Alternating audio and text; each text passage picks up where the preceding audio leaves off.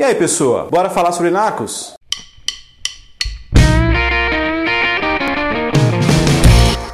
Esse é o terceiro vídeo que eu faço sobre Narcos. O primeiro foi sobre o primeiro trailer que saiu da série, o segundo foi um comentário sem spoilers para quem ainda não tinha assistido a série, e esse aqui é para quem já assistiu a primeira temporada de Narcos, ou seja, vai ter spoilers. Para quem está chegando agora no canal, nesse espaço eu faço comentários e falo alguma coisa sobre drama televisivo, sobre séries de TV, eventualmente alguma novela que eu assisto, sobre histórias que são contadas na televisão e que eu gosto. Então, se você gosta de séries e afins, já vai clicando no se inscrever, porque tem muita coisa bacana vindo por aí. Bom, mas hoje o assunto é Narcos da Netflix, então bora lá. Eu já poderia ter feito esse vídeo na semana passada, porque eu assisti a temporada inteira no sábado. Pois é, eu sou desses. E se eu assistir tudo em um dia só, não é só porque eu sou viciado. Eu gostei pra caramba da série mesmo. Hoje eu vou comentar por tópicos, e a gente vai começar pela história. Como eu tinha falado no vídeo anterior, eu não sabia nada sobre a história do narcotráfico na América Latina ou sobre o Pablo Escobar. E eu achei a história incrível. A série tem o mérito de fazer um belo de um desenho do personagem. Dá tempo da gente conhecer o personagem, se envolver com ele, saber quais são os valores que ele tem. Alguns desses valores são até meio clichês. O Pablo Escobar ele é um mafioso que dá valor à família, dá valor à lealdade e que se acha o cara mais importante. O maior merecedor de sucesso nesse mundo inteiro. Assim como o Don Corleone, do Poderoso Chefão, assim como o Don Falcone, do Gotham, assim como o Elias, do Person of Interest. Mas o que eu achei bem bacana em Narcos foi primeiramente o fato de ele não tentar se afastar desses clichês. E em segundo lugar, ele fazer esse criminoso bonzinho, mas deixando bem claro que ele é um criminoso legal, mas que mata pessoas e pendura numa árvore para poder tirar uma foto. Que ele era uma pessoa que queria o bem do povo colombiano, mas que não se importava em explodir um avião inteiro só para que ele não fosse extraditado para os Estados Unidos. Mas o mais bacana dessa história toda, e que depois eu fiquei pensando se foi de propósito, e se no caso de ter sido de propósito, de quem foi a ideia de fazer isso, foi que esse lado terrorista do Pablo Escobar, ele era tão somente um eco da posição que os próprios Estados Unidos tinha em relação à violência. Primeiro que a série começa com uma chacina que foi provocada por um agente americano em território colombiano. E ele pede que a gente não julgue ele por conta disso, porque segundo ele, a história vai mostrar que ele não estava sendo tão ruim assim. Aí a história continua caminhando e, se não me engano, no primeiro episódio mesmo, ou no segundo, o Javier Pena conta uma história para falar que os agentes americanos não correm perigo na América Latina por conta do que aconteceu com outro agente do DEA no México. Acontece que os narcotraficantes mataram um agente dos Estados Unidos no México.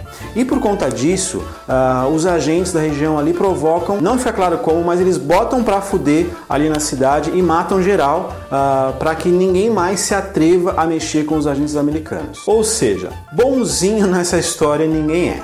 Eu considero que Narcos, nessa primeira temporada, contou a história do nascimento do império do narcotráfico na América Latina, contou a história do Pablo Escobar, contou a história da política latino-americana, a política americana como um todo no século XX, e contou a história de como os Estados Unidos interferem na vida dos países pequenos. Esse ponto de vista político definitivamente foi uma das coisas que me ganhou na série. Esse descolamento entre os interesses das pessoas que possuem o poder e o resto do mundo. Outro ponto interessante de Narcos foi o personagem principal da história. A primeira temporada de Narcos foi focada na história do Pablo Escobar, porque provavelmente ele é o personagem principal mais importante desse início da história do narcotráfico da América Latina. Por que eu digo isso? Pelo que eu ouvi, Narcos na próxima temporada vai começar a se descolar do personagem Pablo Escobar. Veja, Narcos é a forma como os latino-americanos de língua hispânica se referem aos narcotraficantes. Los Narcos. Então Narcos seria uma história sobre os narcotraficantes da América Latina e não uma história sobre o Pablo Escobar. Eu li uma notinha aqui e outra ali sobre essa possível / provável saída do personagem da história. Só que isso, apesar de meio chato, na verdade faz bastante sentido. Como o assunto da série me interessou bastante, depois de assistir eu fui pesquisar algumas coisas. O império do Pablo Escobar durou cerca de 10 anos.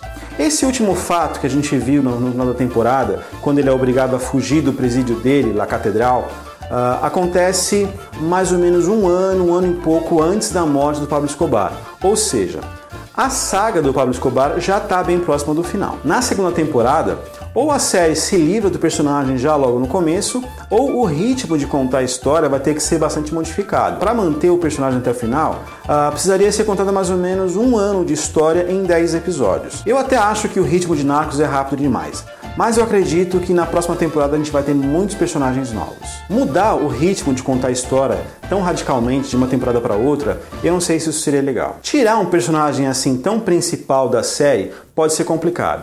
Mas se esse for o objetivo dos produtores, se esse for o plano dos produtores, eu acho que eles vão ter acertado em cheio. Para a gente acompanhar uma história, a gente precisa caminhar junto com o personagem. E é melhor, eu acho, a série me levar a gostar de um personagem que vai morrer no meio do caminho, do que tentar me contar uma história com personagens fracos. O sucesso de Game of Thrones é prova disso.